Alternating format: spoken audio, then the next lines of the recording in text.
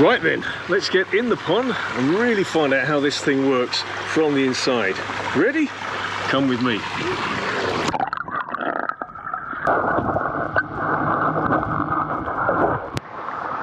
So over here behind me is the intake bay. This is kind of the heart of the system. Through here, through this little channel, can you see? That's where the pumps are, and they're hidden away from wildlife. They're hidden in little vaults, so it's very hard for wildlife to get sucked into them. And can you see all the muck gets sucked through here? Can you see that? You can just net it out at leisure with your cup of coffee or whatever in the morning, and that gets rid of most of the primary muck. Like a giant skimmer, really. Right, let's now look at the underwater jets. These are an option, if your budget will allow, that helps clean the bottom of the pond.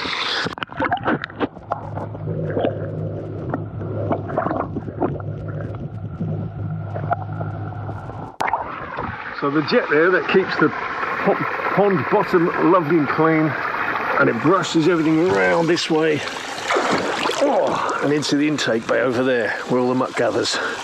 Okay, let's go and have a look at some planting. What we got? We've got Veronica buckabenga here, one of my favourite pond plants. The newts like this, lay their eggs in it. This gets covered in little mauve flowers. The newts love it. It's one of my favourite plants over here. I always call it duck potato, but I don't think it's called that. And my memory's gone as I'm in the pond here. That plant there gets lovely flowers on it. Let's have a look round. Can't now, I'm really messing, stirring things up, dog. Sorry, the dog's watching me. What am I doing? Dog? Right, let's go up here. You see this pond's quite elongated. We tend to do that because you get a much better circulation with fewer pumps needed. If you have a round or square pond, you know, the circulation can be a bit limited with just one or two pumps. Look.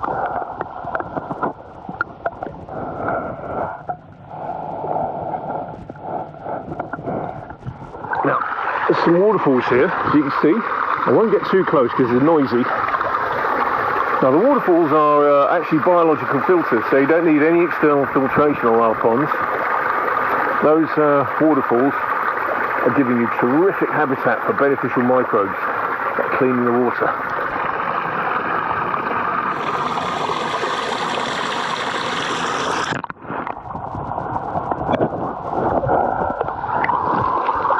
Now, you can see that most of our ponds are rock and gravel. Can you see that? And the reason we do that is A, stability, B, strength, you know, longevity, protects the liner, but most importantly, it gives you habitat for beneficial microbes that clean the water. Now, whereas bare rubber liner or fiberglass, anything like that, is not great habitat for microbes. So our ponds and water features are filters. The whole thing's a giant filter. Whereas with a kind of formal pond made of concrete, fiberglass, you know, lots of rubber showing, you need all that external filtration because the pond itself is not really a filter, whereas this is. So you don't need any other filtration. We don't have UV lights, nothing. So yeah, I hope you've enjoyed this quick explanation. Now, you don't have to have a full ecosystem pond if the budget won't allow. We can do kind of more old school type setups, but this is the ideal if you want low maintenance. See you soon.